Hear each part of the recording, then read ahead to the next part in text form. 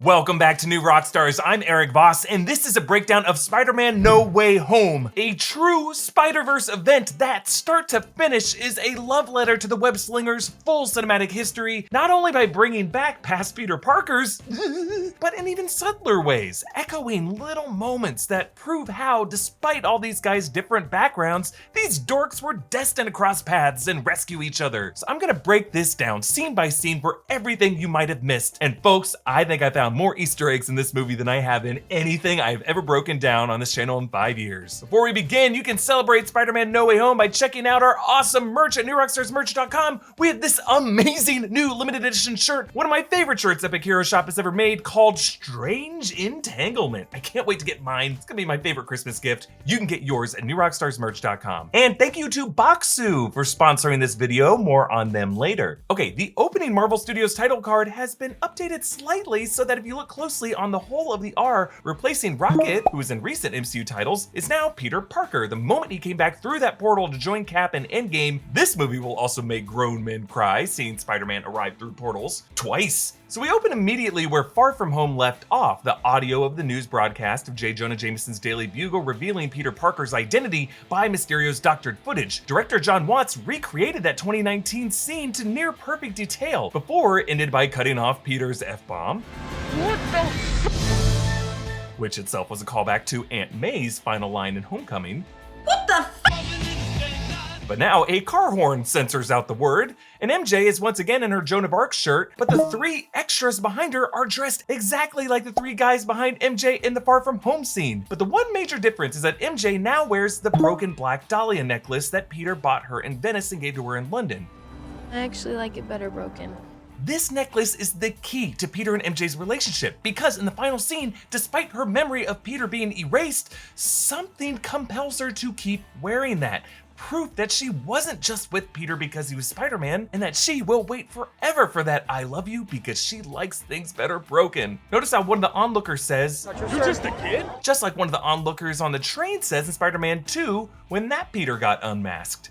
He's just a kid. Peter swings MJ through Times Square, where Jameson's inescapable broadcast includes an image of Peter's face half covered, as it often is in the Spider-Man comics, and they pass 2 billboards for Rogers the Musical, the Captain America musical from Hawkeye on Disney+. Peter lands MJ on the Queensboro Bridge, where they are spotted by passengers on the nearby Roosevelt Island Tramway, famous from the 2002 Sam Raimi Spider-Man film as the setting of the final battle where Green Goblin made Peter choose between Mary Jane or suffer the children. And then right after getting that Tobey era reference, we get an Andrew Garfield era reference when Peter thwips the manhole cover, recalling the very last time we saw Andrew Garfield on screen as Spider-Man. This is in front of Del Mar's Deli in Queens, Peter's favorite spot that showed up in Homecoming and in a deleted scene in Far From Home, but notice how it now reads Del Mar's 3, for this being the 3rd Tom Holland Spider-Man movie. Back in their apartment, Aunt May dumps Happy, but then they walk in on MJ and Peter declothed, calling back Aunt May walking in on Peter and Ned just like this in Homecoming. But John Watts shoots all of this in a full 2-minute long take to heighten that awkwardness, and kudos to these 4 actors because the timing is so precise. Like when Peter fails to close the window shade the first time, he then thwips it shut, which feels improvised, like Tom Holland screwed up closing it the first time, but then was just like, oh, Peter could thwip it, and then they added in the VFX of the webbing after that. Also notice how Peter wears the same I survived my trip to NYC shirt that he wore in Homecoming as he came back home after Mr. Stark confiscated his suit. It's less baggy on him now because our little guy has grown up. The Daily Bugle broadcasts hammer away at Peter. You see a Daily News front page photoshopping mugshots using their yearbook photos and revealing MJ's name as Michelle Jones Watson, for the first time adding the Watson like her counterpart Mary Jane Watson. Time magazine calls him Iron Man Jr. and shows him crying like a baby. In Touch Weekly calls him Two-Faced, and then Peter gets doused in green paint, while newsreel footage of Tower Bridge includes the ticker "Political turmoil continues in New Asgard." So I guess Valkyrie's rule over that colony in Tonsberg, Norway might be a bit unstable, something we could see more of in Thor: Love and Thunder. Investigators recover the drones from Far From Home, linking them to Stark, giving investigators grounds to arrest Peter. The DODC returns, Department of Damage Control, who cleaned up Avenger messes in Homecoming, now led by Agent Cleary, Albert Cleary is the DODC comptroller in the comics. They take some evidence photos showing a framed photo of Ned and MJ from the homecoming dance. Interesting how Peter is not in that picture though. Keep that in mind. We see Peter's Star Wars figurines. There's a photo taken of the Iron Spider charging station without the suit in it though. And you see all that tangle of plugs into that one wall outlet. Also, we see the Edith glasses that Mysterio was trying to steal from him, and a bunch of PlayStation games because Sony. During the interrogation, Peter wears the physics are theoretical but the fun is real shirt that he wore in Spider-Man Homecoming when Tony Stark dropped him off back in Queens. Agent Cleary says Fury's been off planet for the past year. So Peter thought he was talking to Fury during Far From Home, but he was actually talking with the Skrull Talos, also confirming that the DODC is more aware of Fury's movements than most Avengers are. Also that Agent Cleary just made my list of Skrull suspicious ahead of Secret Invasion. Because how else would he know that? Stark Industries, the company itself, gets swept up in the investigation, so I guess Morgan Stark's gonna have to go to public school. The file photo they use of Happy Hogan was his look from Iron Man 3 Prologue in 1999 when he had long hair and the bolo tie like Vincent Vega in Pulp Fiction. And blowing our minds in the first 10 minutes, they get legal counsel from freaking Charlie Cox, Matt Murdock, Daredevil from the Netflix series, a crossover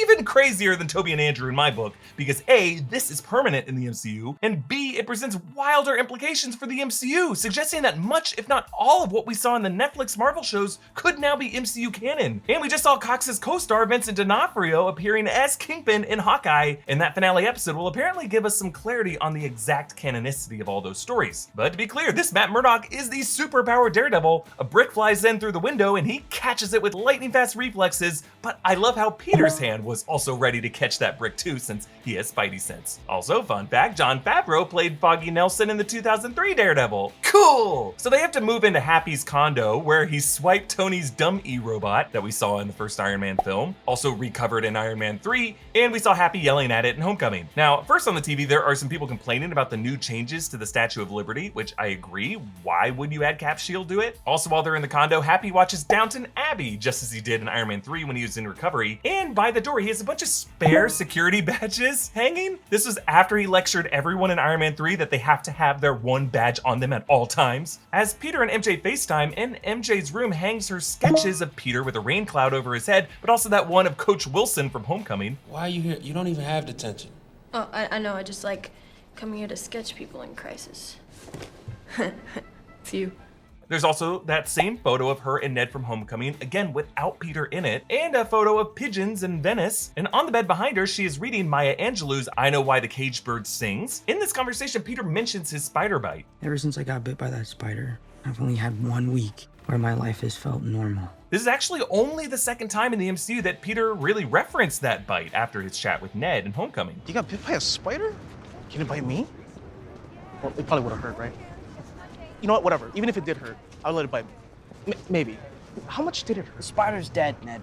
Betty Brant hosts the Midtown Morning News still, a job that she apparently also balances with being an intern for the Daily Bugle on TikTok. And she says, "Go get him, Tiger!" Mary Jane's catchphrase for Peter in the comics and in the past films. Also, you can hear someone in the crowd yelling, "Do a flip!" Just like that guy in Homecoming. Do a flip! Who also came back in Shang-Chi. The protester signs include several pro-Mysterio ones, one calling Peter Devil in Disguise. So this movie's premise is loosely based on the Spider-Man One More Day comic, in which Peter goes to Doctor Strange in search of a spell to make everyone forget that he's Spider-Man, but ends up having to turn to a little girl who is revealed as Mephisto to do this instead, and actually ends with a similar reset as this film, in which Peter's identity is a secret once more, but at the cost of his relationships with MJ and with his friend. It was a very controversial comic when it came out, but like many great MCU movies, it turned a pretty divisive comic storyline into a really great work of cinema. In the crowd, there's also an MJ supporter. This is a cameo by Darnell Aplin, an actor and Zendaya's real-life assistant. Flash has published a tell-all book called Flashpoint, which is probably a nod to the DC Comics preceding timeline crossover event, with Barry Allen meeting alternate versions of himself and of Batman, which is being adapted into another cross-franchise event with The Flash in 2022. The school's mural of great inventors throughout history that showed Howard Stark in Homecoming has also now added the faces of Abraham Erskine, who is the inventor of Cap Super Soldier Serum, as well as Hank Pym in the upper right corner. Coach Wilson, Mr. Dell, and Mr. Harrington greet Peter with a display case of Peter's academic decathlon awards and his blazer. There's also a photo of Peter and MJ in Venice where it looks like Mr. Harrington might have pasted himself in from one of his selfies that he took then. Later on the rooftop, MJ reads a New York Post. That is the salacious tabloid that they actually based the earlier Daily Bugle designs on, reading Peter Parker and his spider minions, showing Peter puppeting Ned and MJ. Below reading, his hypnotic spider senses seduced Jones Watson. Male spiders actually do release hypnosis-like pheromones, and ironically, Peter does allow MJ and Ned to be brainwashed, but to forget about him. Peter rolls over to kiss her, and the textbook that he rested his head on was chemistry. I see what you did there. I thought we wouldn't notice, but well, we did. Also, written in graffiti on the background is Ditko, a reference to Spider-Man co-creator Steve Ditko. Peter gets rejected from college after college. Dumb E gradually reassembles Peter's Death Star until the MIT one comes in and Dummy just breaks it, just like Ned did. And all three of the friends get rejected, which is a bummer because MIT is Tony Stark's alma mater, where he handed out scholarships in Civil War, and where future Ironheart Riri Williams goes to school. The witch string lights actually have little goatees, making them little Doctor Stranges, giving Peter the idea of what Avenger to return to, and we hear the notes of Doctor Strange's theme here that leads Peter to 1778 Bleecker Street, the Sanctum Sanctorum. Inside, one of the shoveling apprentices is played by Emily Fong, who worked production on Infinity War, Endgame, Shang-Chi, and Black Widow. Wong arrives and explains how one of the Rotunda gateways opened to Siberia and let a blizzard in. We saw those gateways in the 2016 film. I will say, the production of this movie went to an insane amount of effort to freeze over the Sanctum for just a, oh, left the door open to Siberia gag. I'm wondering, with those floodwaters pouring into the Sanctum and the Multiverse of Madness teaser, this may be a bigger indicator of this reality destabilizing. Strange floats in wearing a Columbia University hoodie. Columbia is his alma mater. We see another one of these hoodies floating by the laundry machines downstairs, and he's carrying a mug reading, "Oh, for Fox's sake."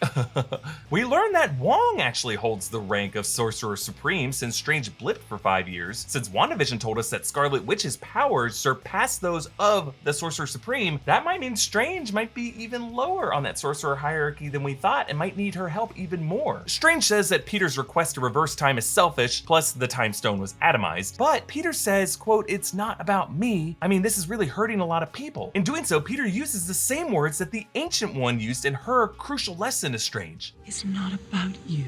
And so Strange agrees to help him, using a spell called the Runes of Kafkal. Not sure the spelling, but Kafkal isn't from any of the comics that I know of, but what Wong says, the memory wiping spell travels the dark border between known and unknown realities, suggesting that to enact this spell, you have to kind of bridge with other realities of the multiverse. And he leaves them through a portal. You can see that bell tower in the background, that's actually in the Camartage courtyard. Strange explains how the Sanctum is built at an intersection of cosmic energy currents, that they weren't the first to seek this out, with walls thousands of years old, and that they shot an episode of The Equalizer there in the 80s. The spell goes crazy, and Peter shouts, "Basically everyone who knew that I was Spider-Man before should still know." That is the rule by which characters get warped into this reality, also suggesting that Kirsten Dunst, Mary Jane, both Harry Osborn, several others might have also been briefly walking around in the MCU, but also tells us that Venom, through his multiversal symbiote hive mind, must have known that Peter is Spider-Man, though I didn't know when Electro found out that Peter was Spider-Man, unless there's some kind of Spider-Man Mandela effect that I'm suffering from. It's possible. As this purple void surrounds them, Strange sees a glowing silhouette that looks like the glowing arms of Doc Ock, him being one of the characters that are currently spilling into this reality. So Strange has to encase this spell in a prism, similar to how Strange in What If encases Killmonger, Infinity, and Zola Ultron in a prism to contain that reality rupturing chaos. But this prism is a dodecahedron, which is made up of pentagons with 5 sides and 5 corners, because Peter changed his spell 5 times. Strange thought it was 6, but if you listen back, Peter changed it for MJ, for Ned, for Aunt May, for Happy, and then for everyone who knew. That's 5. So what was the 6th? Well, the 6th may have been a secret change by Doctor Strange so that he would still remember Peter because he loves him. At least that's my theory. Peter suits up in the Iron Spider armor, using extra wings to glide the bridge, and inside his heads-up display you can read up in the corner, Edith Offline. Also, the voice has changed to male, and that's because the DODC has confiscated and disabled all the drone network. It's interesting that they did not take this Iron Spider suit too, but again, when they raided his place, that suit was not charging in the port. So I don't know, maybe Peter tried to flush the nanotech down the toilet. Now on this bridge, there are a ton of license plates, and I can tell you folks, I looked at all of them because John Watts loves to hide Easter eggs in his license plates. But the only ones I could actually decode to mean anything were a Nissan with SEYS1DP, and earlier there was an anagram book on Peter's shelf, so this plate rearranges to Spideys, plural, which could be a clue for multiple Spideys being in this movie. And of course, the MIT woman's car is is 63A5M3 or 63ASM3 for 1963 Amazing Spider-Man #3, the comic debut of Dr. Octopus, who arrives in the scene, played once more by Alfred Molina from the 2004 Spider-Man 2. He looks awesome. Composer Michael Giacchino samples Danny Elfman's Doc Ock theme from that film, and as his claws smash through this bridge, note that the claws light up red, which in that 2004 film was how we knew when the claws were controlling Otto's brain. So this must have happened before Peter converted him, at which point the lights flickered back white. Doc Ock brings up his machine here, his fusion device that he was working on in the movie. What have you done with my machine? And he quotes his line from the 2004 film, his whole goal. The power of the sun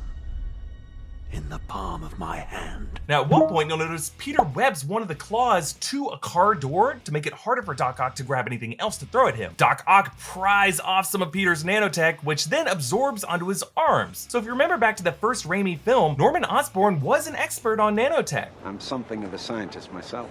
I read all your research on nanotechnology, really brilliant. And in the sequel, Octavius built his arms using Oscorp tech. I'd like to thank Harry Osborn and Oscorp Industries for providing it. And he explained how he controls these arms using a neural link. These smart arms are controlled by my brain through a neural link. Nanowires feed directly into my cerebellum. And since the Stark nanotech is controlled neurally as well, that would allow Doc Ock's tech to be compatible with it. However, that link goes both ways, so Peter is able to pair with the arms and control the arms remotely. And then Otto snaps at his arms saying, "Listen to me," calling back what he said at the end of the 2004 film. Listen to me now. Then Green Goblin swoops in, but Doctor Strange portals them back to the crypt where the lizard is already contained. Doc Ock asks Strange if this is a birthday party, just like Tony Stark referenced Doctor Strange's Jimmy Kimmel bit when they first met. What is your job exactly besides making balloon animals? Peter enlists MJ and Ned. Ned asks Doctor Strange, How did you know you were made of magic? Because my Nana says that we have it in our family, and sometimes I get these tinglings in my hands. You should talk to your physician. aha, and later Nana's home has a display of ancient blades, and Ned successfully operates the sling ring, which surprises Strange. So yes, it really does seem like Ned might have a future as a sorcerer in the MCU. Then down in the Undercroft, there's all kinds of creepy goodies. A doll turns its head at them. In the fridge are a bunch of creatures, a floating eyeball in a jar, a claw creeping out from under foil. MJ finds a goatee guard that Strange must use to get his goatee perfectly shaved. And then MJ goes on TikTok to find people on homemade gliders replicating Green Goblin, another with a frost giant cosplay that reads, "I am the Green Elf." And then at the end of this, they're finally able to track down Electro, where Peter also finds Sandman battling Electro with his suit turned inside out. Sandman helps Peter because they were on good terms at the end of the 2007 film, but Electro, Jamie Foxx, now has a new body looking a bit cooler. And while Dr. Connors later calls it out since they didn't know each other while they worked at Oscorp in the same continuity, this new body is never really explained in the movie. Meanwhile, Willem Dafoe, Norman Osborn, my favorite actor in this movie, argues with his Goblin helmet, just as he would in the 2002 film, but the argument ends with him shattering the helmet. But even after it shatters, the Goblin voice laughs, meaning breaking that helmet did not destroy the identity, it just fused it into Norman's soul. Notice the framing of this broken mask as Norman walks away matches the framing of Tobey Maguire Peter leaving his suit behind in the garbage can in the 2004 film, but in both cases, the characters get dragged back into the game. Peter returns to the Feast facility, that's the homeless center where Peter works in the comics and in the games. Someone tagged the sign outside with "Mysterio was right" and a green circle over Peter's head, just like Mysterio's fishbowl helmet. Inside, Norman plays a convincing, mentally disturbed man saying, "Someone's at my house. Oscorp doesn't exist. My son." And he trails off, referring to Harry Osborn, of course, but also telling us that Oscorp, at least any company named that, is not currently in the MCU anywhere. Notice how he wears a green coat over those purple sweats, Goblin's colors. Meanwhile, Aunt May's costume is worth looking at. She's wearing a blue jumper with a red sash that could be foreshadowing the bloody wound that causes her death. Aunt May tells Peter to help Norman. Peter says, "This isn't my problem," which she gets mad at him over because it recalls Tobey Maguire Peter's fateful decision not to intervene, which led to Uncle Ben's death. I missed the part where that's my problem. J. Jonah Jameson's upgraded Daily Bugle show, which is really thanks to his Spider-Man coverage, now pushes supplements, which is another jab at Alex Jones. The Chiron reads, "Why does Spider-Man hate national monuments?" recalling the Washington Monument in Homecoming and Tower Bridge in Far From Home. Meanwhile, Otto Octavius recalls the moment he warped, saying he had Spider-Man by the throat, so this must have happened right before Tobey changed him in this moment in the film. These things have turned you into something you're not. Don't listen to them. It was my dream. Sometimes, to do what's right, we have to be steady can give up the thing we want the most, even our dreams. You're right.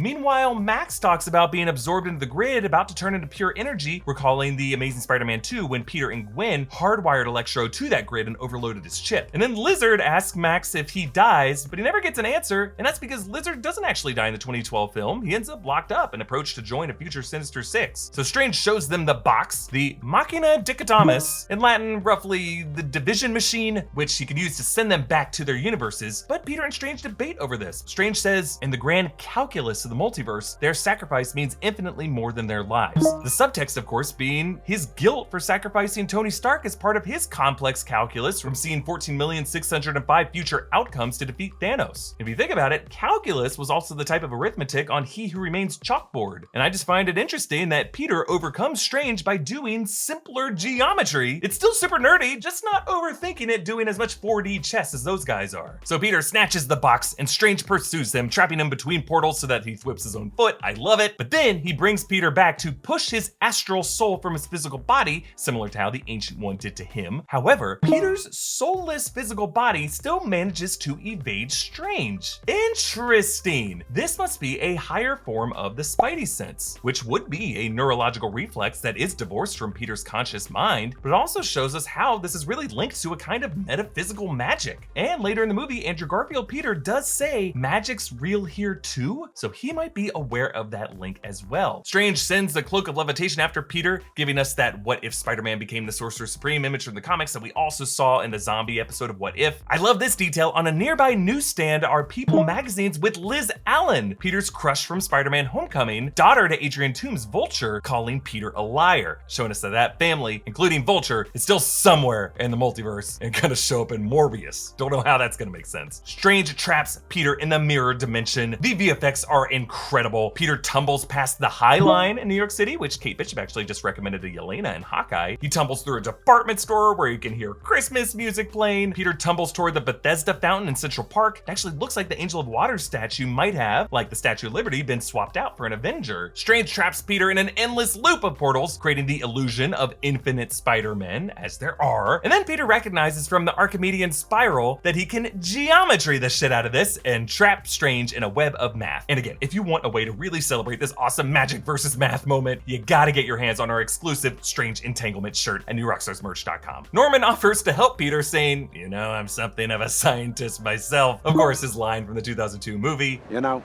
I'm something of a scientist myself. Peter and Ned do their recurring handshake, and it ends with the sling ring sparking a bit, a little sign that Ned does have a kind of inner magic to him. Peter takes them to Happy's condo. The security feed glitches as Electro passes from his interference, and then Otto snaps, I don't need fixing, especially by some teenager using scraps in a bachelor's junk drawer. It's not a drawer full of scraps, it's a Bunch of scraps! On the walls of Happy's room, you can actually see the name Slott. That's a reference to longtime Spider-Man writer Dan Slott. Peter activates a Stark Tech fabricator. We saw this kind of device used on the Stark jet to design his new suit in Far From Home. It's powered by an arc reactor. This is a familiar design. This is the new Element Arc Reactor Mark I with the triangular inlay that Tony Stark constructed using the new element he rediscovered in Iron Man 2. I love that this is the era of arc reactor he used because in Spider-Man Homecoming, they specifically had the Mark 42 armor that was using that same generation of arc reactor from Iron Man 3 on the Stark jet. So that would be the one that Happy still has in his possession. Meanwhile, Otto and May share some water in the kitchen. They did briefly date in the comics. Then Peter designs a new inhibitor trip for Doc Ock to replace the one that got fried in the 2004 film. And he puts in place these 6 needles that go into Otto's skin and fuse with the spinal cord. I love how they use the same exact production design from the Raimi films for all of these pieces of technology. They really clearly did their homework to look at how all of these things function. At this point, the red lights on Doc Ock's claws flicker back to bluish white, and he transfers the nanotech back to Peter to give him this golden spider, 8 arms, just like his own. It's like giving him a badge of honor there. Otto encourages his buddy Norman that he's about to rid himself of his darker half, but Norman, facing away from him, says, just me. And Dafoe uses his darker Goblin voice in this moment, meaning it is only Goblin in his mind right now. And so Peter's Spidey sense kicks in, and he just kind of wanders around the condo. It's super creepy, and notice as it begins, the first person to appear in his periphery is Norman Osborn. And the first thing Peter says is, May? It's his instinct telling him that Norman will pose a fatal threat to May. And so Peter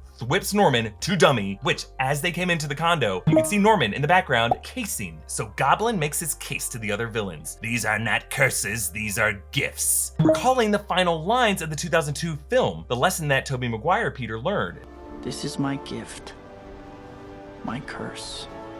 When Peter had to rationalize his powers as both a gift and a curse. The fight breaks out. Peter punches Goblin, and Goblin just smiles more and more. He is loving it. The combat is just so brutal. Apparently Willem Dafoe insisted on doing as many stunts as he could himself. And downstairs, Goblin's glider strikes May, and now that creepy face is covered in a hobgoblin-style hood, and he tosses a pumpkin bomb, which Peter bats away, showing how this Goblin is just as willing to bomb an Aunt May as he was in the 2002 film. And as she dies, May says the immortal words of Uncle Ben, with great power, there must also come great responsibility. Yeah, there was a slight rewording, and that's because she said the original comic wording of the line that includes there must also come directly from Stan Lee. Folks, that hit hard. So to cheer us up, Ned uses the sling ring to portal to one of the other Peter Parkers currently in this universe, Spider-Man Andrew Garfield, a guy no one will ever believe again in interviews. Notice the music in this moment is actually James Horner's Young Peter theme from the Amazing Spider-Man film in 2012. And we just gotta pause and appreciate how great the Andrew Garfield era of the Spider-Man suit was. I mean, it's definitely my favorite aesthetically. Great shade of blue, huge eyes, and a true DIY practicality to it. One thing that era nailed. But then Ned portals again, and Tobey Maguire Peter Parker steps in, his entrance set to Danny Elfman's Spider-Man theme. And we gotta credit both Maguire and Garfield for so deftly slipping back into their mannerisms. Tobey is preemptively polite and dopey. Andrew is post-mistake apologetic and super chatty. And I also like how their first instinct upon seeing each other is to whip attack, as if the last time either of these guys encountered a doppelganger, it might have been a hostile situation. Tobey Peter says that he liked to hang out atop the Chrysler building, as we saw his Peter perch in the Raimi films. Andrew Peter says he liked the Empire State Building for the view, but they find Peter on the rooftop of his school in Queens. It's not about the view, it's about a refuge from his high school life, because he never moved into the city. Andrew Peter starts to say he has some understanding of losing someone, of course referring to letting Gwen Stacy die, and he goes on to describe what happened after Gwen's death, how he stopped pulling his punches and got rageful and bitter. So apparently in that Garfield continuity, this Spider-Man might have straight up killed people, which is an insane revelation. I'm gonna explore all that in another video. But Tobey Peter recounts the vengeance that he felt that led him to track down Uncle Ben's murderer, and how in Spider-Man 3 that wound was reopened with Flint Marko and exacerbated by Venom, a critical lesson that he had to learn. And all three recognize the words with great power comes great responsibility, making that proverb a kind of constant absolute point among all the Spider-Men. They return to the high school and work together to engineer cures for all of them. I love how nerdy the second half of this movie is. Tobey Peter tells Ned that his best friend died in his arms after trying to kill him, referring to Harry Osborn in Spider-Man 3. Meanwhile, Tobey Peter tells Andrew Peter that he and Mary Jane eventually made it work. Ned calls her Peter, and all three of them look up, confusedly pointing at each other. Of course, a nod to the meme. Awesome. And Tobey Peter shows how his webbing, unlike the others who use mechanical web shooters, comes freakishly out of his wrists. I love how Andrew plays super grossed out, and even when Tom Holland moves the conversation along, he even continues staring at Tobey's wrist for a beat before he's like, oh, okay, yeah, what? And then on to the showdown at the Statue of Liberty. Tobey Peter's back tenses up, a callback to Peter hurting his back in the 2004 film, which itself was an inside joke about how Tobey nearly sit out of the sequel after hurting his back on Seabiscuit, and then Andrew cracks it for him, for once cracking someone's backbone without killing them. Tobey talks about how he fought an alien made out of black goo, of course referring to Venom, his Eddie Brock played by Topher Grace, and setting up Tom Hardy Venom's arrival in the post-credit scene. And then Tom Holland Peter talks about how he fought Thanos, and then Andrew's like, oh, I'm lame. I only fought a Russian guy in a rhinoceros suit, of course referring to Paul Giamatti's Rhino. But I love it. Tobey Peter talks him up, saying he's actually amazing, giving Andrew Garfield the credit he deserves. Despite his Amazing Spider-Man era often ranked the lowest by fans, he's still amazing, and now he's got his brothers. But I love how the first time these Peters try to work together, it totally fails, since they are more used to being solo acts. So while Andrew and Tobey teach Tom how to mourn and to forgive, Tom teaches them the one thing his era of Spider-Man had that theirs didn't: cooperation with superheroes more powerful than he is. At one point, Tobey just straight up screams, "How is this helping?" And Andrew Peter asks if the Avengers are a band, calling back when Bruce Banner asks if the Avengers broke up like the Beatles. The Avengers broke up. We're toast. Like a band? Like the Beatles? But they're able to figure it out, and a little subtle detail here that I loved: during their heroic swing, Tom Holland Peter whips to his two brothers to sling them back up with him so that the three of them can leap together off the Statue of Liberty head right at Electro and Sandman and Lizard. Meanwhile, you see how Electro's bolts at one point fire up in a star shape around his head like Electro's mask in the comics. Tobey Peter manages to revert Thomas Hayden Church Flint Marco. I love how that device lights up and spins the same way the Super Collider did in Spider-Man 3. Then Lizard jumps into the portal with Ned and MJ thrashing around that science lab, evoking that school battle in the 2012 film. But then Doc Ock helps them fix Electro and they hit Lizard with the same serum gas that they used as the reigning antidote at the end of the 2012 movie, reverting him to Rhys Ifans' Dr. Connors. And Max Dillon tells Andrew Garfield Peter that he thought he was going to be black and that there's got to be a black Spider-Man somewhere out there, definitely setting up Miles Morales to step up sometime soon, hopefully, since we do know from Aaron Davis's lines in Homecoming that Miles Morales does exist in the MCU. I don't want those weapons in this neighborhood. I got a nephew who live here. Yeah, sorry, Miles. I'm not gonna make it. Then Green Goblin dives in, snarling, "Can the Spider-Man come out to play?" Calling back his creepy line to Tobey Maguire Peter over the phone in the 2002 film. Can Spider-Man come out to play? And he bombs the box, causing the spell to spill out around Liberty Island. I love how the VFX caused that tear to turn something that should be in the deep background feel like a canvas that is way closer to us. And in this chaos, MJ slips and falls from the scaffolding, the framing exactly matching Gwen Stacy's slow-mo death drop in 2014, scaring the hell out of all of us. Tom Holland Peter dives after her, but he gets swiped by Goblin, so it's up to Andrew Garfield Peter to step up to catch her, redeeming his failure to save Gwen, but they do it in a really cool way, because notice this time he focuses more on the leap itself to catch her in his arms instead of trying to snatch her with his webbing, all to avoid that whiplash that actually caused Gwen to die, proving that this poor guy has been obsessing over that decision every day of his life, and that is why he sobs in relief finally. We get another little sorcerer setup for Ned when the Cloak of Levitation catches him. We actually get a little leitmotif of Doctor Strange's theme music there too. Get this man a cloak. And then on the fallen giant Captain America shield, Tom Holland Peter and Goblin duke it out, and it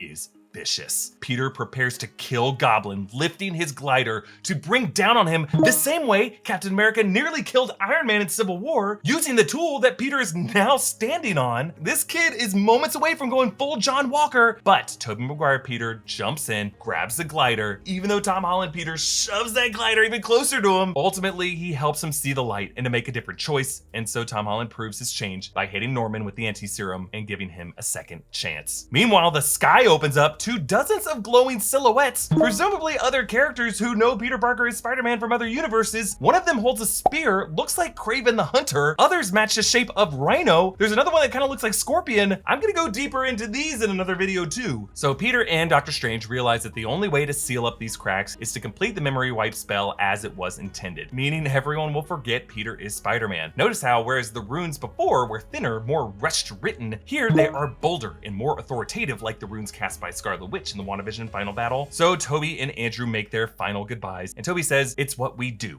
recalling how Aunt May justified why you should help people. And Peter explains it all to MJ, and he promises he will come find her. Just reminds me a lot of that theme from Eternal Sunshine, how love is too powerful of a force to be bound by memory. And MJ tells Peter that she loves him, but she doesn't let him say it back to her, wagering that the first time he can say it to her on the other side, it'll be so pure and real that that could be the thing that awakens her. And then so, after the spell is complete, the world continues to know that Spider-Man exists, but the name Peter Parker means nothing to them. This is crazy, because it means that Ned and MJ still made it into MIT, but with no physical evidence of Peter Parker's history with them. So in addition to brainwashing everyone's memories, this spell must also have warped all of reality to erase documents, any kind of digital records, any physical mark that Peter Parker left on the world. I mean, does the guy have a birth certificate? A social security card? I would say that that should have to necessitate a new history to be conjured to replace the Peter history that was erased, but, and I hate to point this out, but if you think about it, Peter was often absent from his major events in his life, from his homecoming dance, from his field trips, from his school competitions. He was blipped for 5 years. It's depressing to realize this, but his erasure is not that disruptive to his friends' lives. I mean, essentially, this just means MJ and Ned spent more of their teenage years alone, which for MJ, reading a book by herself is just kind of who she is. Ned tinkering with his Legos is who he is. I mean, yeah, it's sadder the more you think about it, but it's true. That's why Peter makes this sacrifice, because he knows his loved ones can get by without him. And so when he finds them back in the Peter Pan coffee coffee shop, himself a kind of Peter Pan stuck watching kids grow up and move on without him. However, MJ still wears the Black Dahlia necklace, so somewhere deep down, she still loves him. And the coffee cup she gives him reads, "We are happy to serve you," a cup that he holds on to remind himself to serve. By the way, we actually saw the Sanctum Apprentice with one of those coffee cups earlier when she was trying to fix that same artifact that Thor also broke in Ragnarok.